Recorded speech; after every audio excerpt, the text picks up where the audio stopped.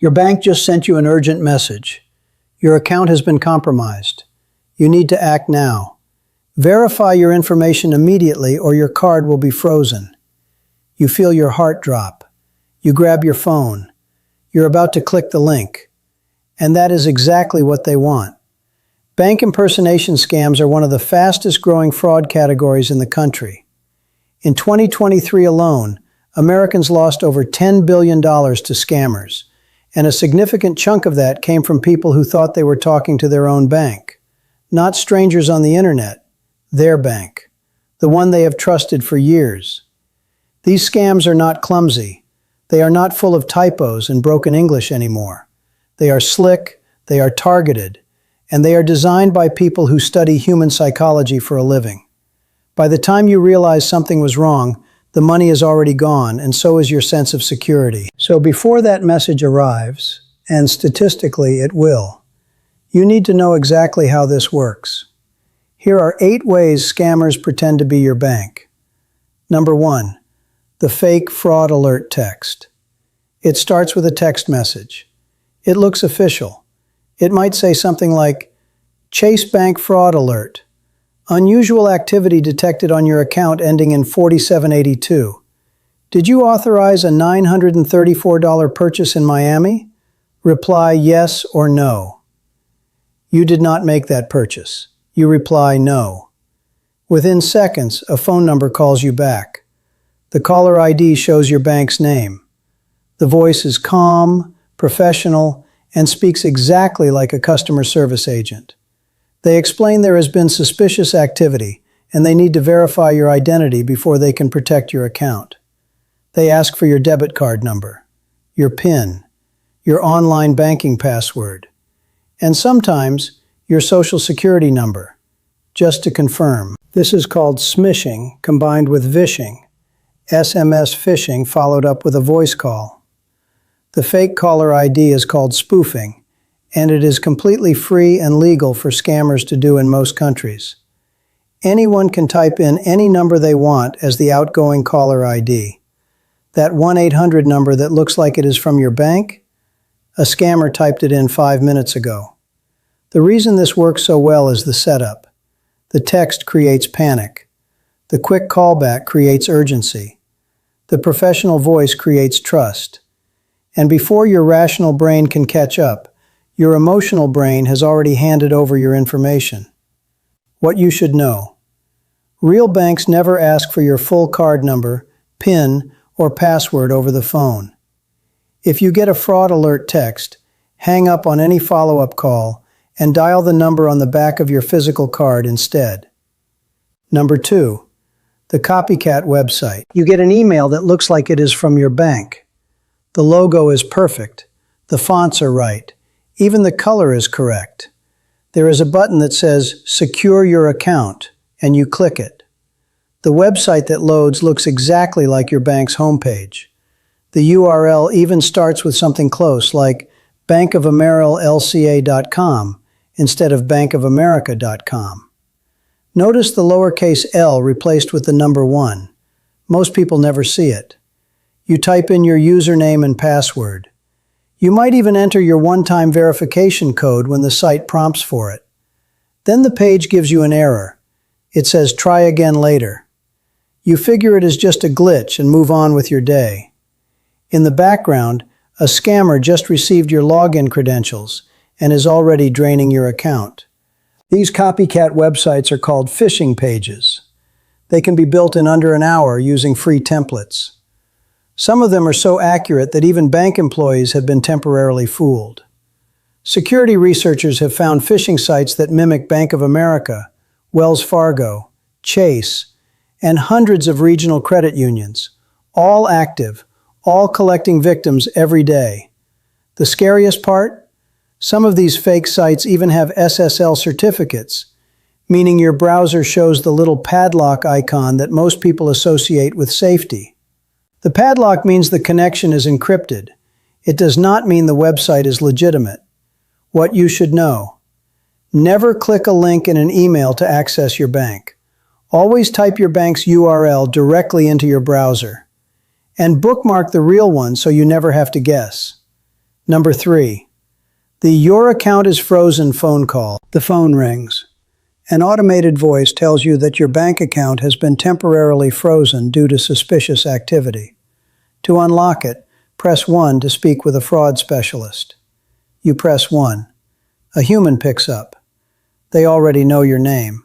Sometimes they know your city. Occasionally, they even know the last 4 digits of your card, information that was likely purchased from a data breach on the dark web for just a few dollars. They tell you the only way to restore access to your account is to provide your account number, verify your social security number, and sometimes transfer money to a safe temporary account while the fraud is investigated.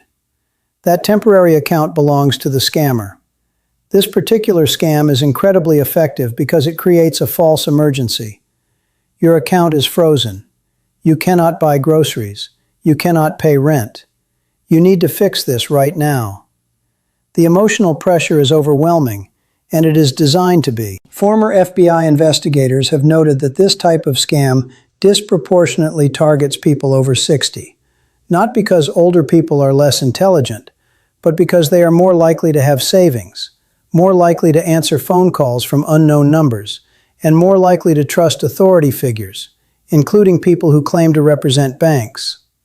One victim in Ohio lost $34,000 in a single afternoon to this exact script.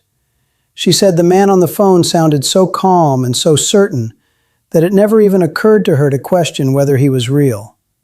What you should know. Banks do not call you and then ask you to prove your identity by giving them your information. If your account were actually frozen, you would be notified through your banking app and could resolve it by calling the number on your card. Number 4. The fake banking app. You search for your bank's app in the App Store. You find something that looks exactly right. Same icon, same colors, same name. You download it and log in. Congratulations. You just handed your credentials directly to a criminal. Fake banking apps are more common than most people realize. Security researchers have documented hundreds of fraudulent apps designed to mimic legitimate financial institutions. Some appear in official app stores for days or even weeks before being removed. By then, thousands of people have already downloaded and used them. These fake apps can do more than just steal your login. Some install malware that runs in the background of your phone, logging every keystroke you make, capturing screenshots when you open real banking apps, and sending all of it back to the scammer's server in real time. One particularly sophisticated version of this scam involves a fake app that forwards your real login attempt to the actual bank website, gets a valid session going, shows you your real balance, and then silently steals the session token to use on its own. You think everything worked perfectly. The scammer is already browsing your account. What you should know. Always download your bank's app by going to your bank's real website first and following their official link to the App Store or Google Play. Check the publisher name carefully. Legitimate bank apps are published by the bank itself, not by third-party developers with generic names. Number 5. The Zelle and wire transfer trap. Here is a scenario that is ruining lives right now. A scammer calls you, posing as your bank's fraud department. They say someone is trying to wire $2,400 out of your account to an unknown person. To stop it, they need you to send the money yourself, through Zelle, to a secure account they control. They explain this will reverse the fraudulent charge and protect your funds. You send the money. You think you are saving $2,400. You just lost $2,400. This is called the authorized push payment scam, and it is the financial industry's fastest growing fraud problem. Unlike traditional fraud where someone steals your information and moves money without your knowledge, in this scam you are the one who makes the transfer. And that distinction matters enormously, because banks are often not legally obligated to reimburse money that you voluntarily sent. Zelle, Venmo, Cash App, wire transfers. These are all commonly used by scammers in this scheme because the transfers are fast, often irreversible, and treated by banks as intentional transactions. A 2023 Senate report found that 4 major banks, Wells Fargo, Bank of America, JP Morgan Chase, and U.S. Bank, collectively refused to reimburse over 90% of customers who reported being scammed through Zelle. The total in disputed losses reached into the hundreds of millions of dollars. You do the math. What you should know. No legitimate bank fraud department will ask you to send money anywhere, to any account, for any reason. If you hear those words, you are being scammed. Hang up immediately. Number 6. The one-time password interception. You get a text from your bank with a 6-digit code. You did not request it. Then someone calls you, claims to be from your bank's security team, and says they just sent you a verification code to confirm your identity before they can help you with your account. They ask you to read the code out loud. You read it. They now own your account. This is called a one-time password relay attack, and it is happening constantly. Here is what is actually going on in the background. The scammer has already obtained your username and password, either through a previous phishing attempt, a data breach, or by purchasing your credentials online. The only thing standing between them and your money is the 2-factor authentication code your bank texted you. So they call you and trick you into reading it to them. In real time, they type it into your bank's website. Authentication confirmed. They are in. The terrifying thing about this scam is that it defeats the security feature that most people think protects them. 2-factor authentication is one of the most effective security tools available, but it only works if you do not give the code to a stranger on the phone. What you should know. A one-time password is a secret between you and the service that sent it. You should never read it to anyone, regardless of what they tell you or who they say they are. The moment someone asks for it, the call is fraudulent. Number 7. The social media impersonator. You post on Twitter or Facebook that you are having trouble with your bank. Maybe you are frustrated that a transaction will not go through, or that customer service put you on hold for 40 minutes. Within minutes, someone replies to your post. They have a handle that looks like your bank's official account. Maybe it is @bankofamerica_help or @ChaseSupport24. The profile picture is the bank's logo. The bio says, Official Customer Support. They ask you to send a direct message so they can resolve your issue privately. You do. They ask for your account number, date of birth, and your online banking password to verify your account and expedite the process. You give it. And the scammer you just handed your information to was never affiliated with your bank at all. Social media impersonation is a massive and largely unregulated problem. Creating a fake account that looks like a bank's support page takes about 4 minutes. Scammers actively monitor posts that mention banks and financial frustration, then swoop in during your moment of irritability and desperation. One victim in Texas said she was so angry at her real bank's customer service that when a helpful representative reached out on Twitter, she was flooded with relief and gave them everything they asked for without question. By the time she realized what had happened, her savings account had been emptied. What you should know. Banks have official social media accounts, but they will never ask you for your password or account number in a direct message. Always verify that a social media account is officially verified with a blue or gold checkmark before engaging. Better still, go straight to the bank's website. Number 8. The refund overpayment scam. This last one is subtle and devastatingly effective. A scammer contacts you claiming to be from your bank's billing department. They tell you that due to a system error, your account was accidentally charged twice, or overcharged on a fee, and you are owed a refund of several $100s. They want to process it right away.